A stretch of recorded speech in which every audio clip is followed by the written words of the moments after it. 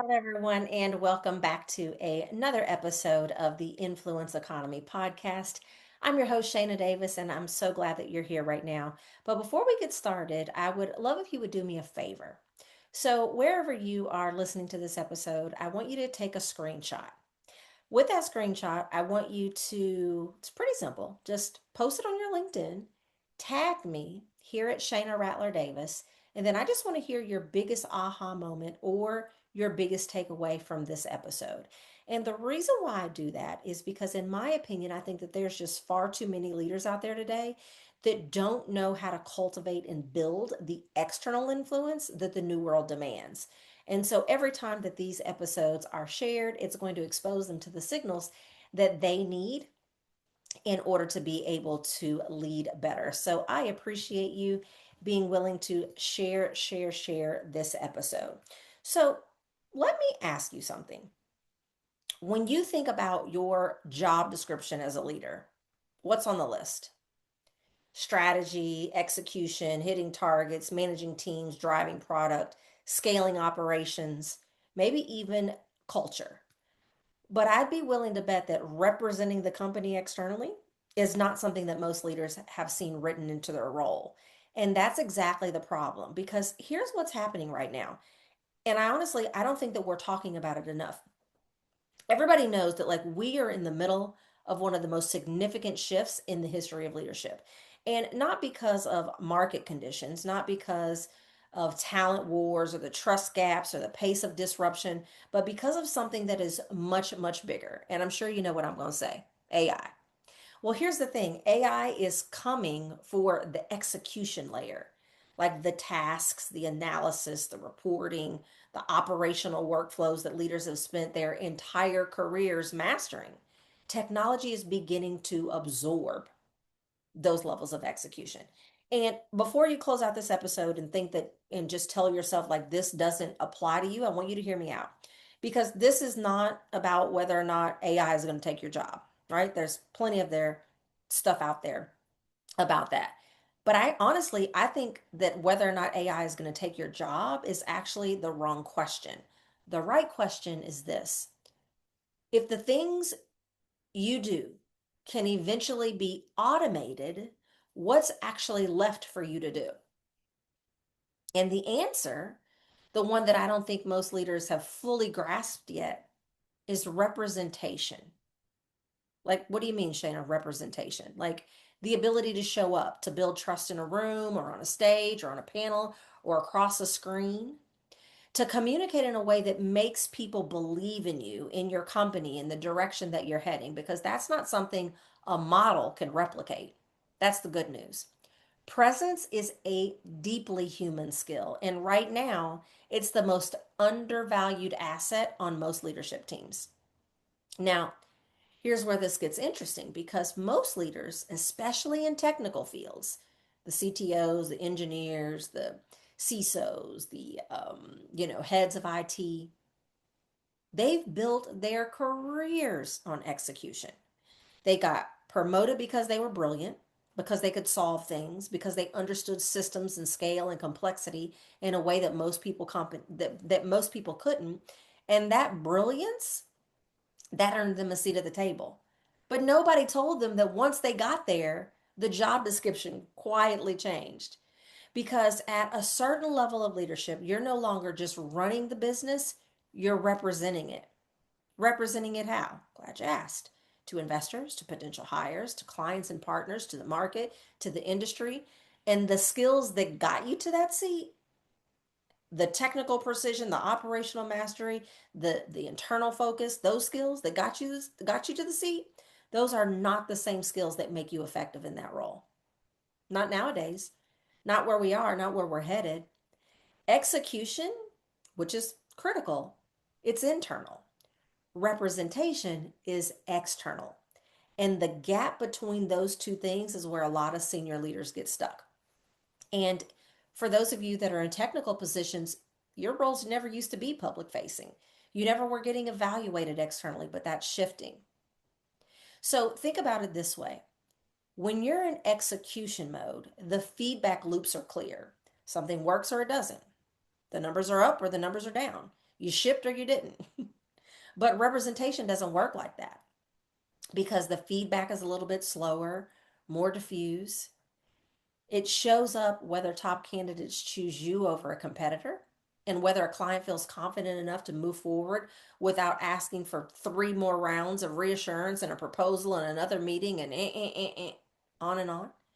And whether an investor feels settled or uncertain about what's coming next. Those signals are hard to trace back to a single moment, but they are absolutely being shaped by how your leaders show up externally or how they don't. And the how they don't is what I'm seeing happen more often than not. And this is the part that I want you to sit with because most organizations aren't losing ground because their product isn't good enough. The product's amazing. Most organizations, they're not losing top talent because of compensation. You've got the money to pay them. Most organizations, they're not even struggling to close deals because their sales team isn't trying hard enough or they don't know how to overcome the objections or press on the pain or reveal the pleasure, all the things that they teach you to do in a sales call. Why are they losing ground? They're losing ground because their leaders are invisible in the moments that matter most. And nobody has ever told those leaders that being visible was part of the job. Because at one point it wasn't, but that's shifting. So let me say that again because I think it's important. Nobody told them. It's not in the job description. It's not in the performance review. It's not what they were hired for, trained for, or evaluated on. And so they do what most of us do, default to what we know, which is execution, which is internal, which unfortunately is invisible to the market. Now, I want to be clear about something because I think this is where the conversation usually goes wrong. When people hear show up externally, they immediately think about personal branding, right? Or constantly producing content, always being online. They picture influencers, content creators, people who post every single day about their morning routines and what movie they watch and what they had for dinner. And obviously, I'm not talking about any of that. I honestly, this is a side note, but I don't really think those influencers that's real influence, but that's another story for another day. But if you're a technical leader, if you're a senior technical leader, that is probably making you cringe right now just to think about any of those things. And I get it, but that's not what I'm talking about. Representation is not performance. It's not about being loud. It's definitely not about building a following or any of that. What it is about, though, is about being credible, visible, and recognizable in the specific spaces where trust gets built before a deal, before a hire, before a partnership, before an investor conversation ever starts. That's it. And here's what changes when leaders make that shift. When they stop seeing themselves as operators of the business and start seeing themselves as ambassadors of it, everything downstream gets easier because then buyers come in warmer, talent already knows who you are, investors, they feel more settled, partnerships, they tend to move more fast because trust has already been established, not during the process, before it. And this matters now more than ever because AI is obviously accelerating the execution layer, which means, hear me, the value of human presence is going up, not down. And the leaders who can think strategically and execute brilliantly will always have a seat at the table. But the leaders who can also represent, who can translate their expertise into language that resonates outside of the four walls of the company, those are the leaders who become irreplaceable. Those are the ones that are not sitting around worrying about whether or not AI is going to take their jobs. Why is that? Because you can't automate trust. Technology is the one thing that presence can't replicate. You can't train a model to carry the weight of a reputation built over years. You can't replicate the credibility that comes from a leader who constantly shows up, says something meaningful, and makes the market feel like they're in good hands because that's a human skill. And right now, in this moment, it is the most important skill a leader can develop. So let's talk about what this actually looks like in practice because I don't want this to stay abstract. The shift from execution to representation happens across three things. And if you've been listening to this show for a while, you know what's coming: your leadership identity, your branding, and your messaging, right? Your identity, your branding, and your messaging. Leadership identity, that's the foundation. That's the first step I always take all of my clients through because it's the answer to a question that most leaders have never been asked. And that's why your communication and your media training is not sticking. What do you stand for beyond your title and your company? Because when you walk into an external room, like an investor meeting, a panel, a media interview, a client conversation, you're not just representing your company. You're showing up as a person with a point of view, or at least you will be if you work on your leadership identity first. You're showing up with a perspective on the industry, with a belief about where things are heading and why it matters. And if you haven't clarified that for yourself, if you're still operating as a function of your role rather than a leader with a distinct perspective, the market doesn't know what to do with you. Not this new market, not the market that we're going to continue to head into. You become interchangeable. And interchangeable leaders don't build trust, they build confusion. So next is leadership branding. And that one is simple, but it's important. Before you ever speak, before you're ever in the room, people are already forming an impression of you. Your LinkedIn profile, the way you're described in a bio, whether your digital presence matches the level you're operating at, whether you look like someone who belongs in a conversation or someone who's still figuring out whether they belong there. Those cues are being read constantly. They're being read by candidates who are considering joining your team, by clients who are Googling you before the call, by investors who are doing their due diligence before a meeting. And if they don't find something that matches the leader that you actually are, because see, that's the problem. It's not that you're not a brilliant leader. It's just that the branding doesn't really match who you are. It doesn't really showcase exactly who you are, right? So if what they find doesn't match the leader that you actually are, you're going to be starting every single conversation with a credibility gap that you have to overcome before you ever even get to the point. And then there's leadership messaging. This is what everybody wants to get to.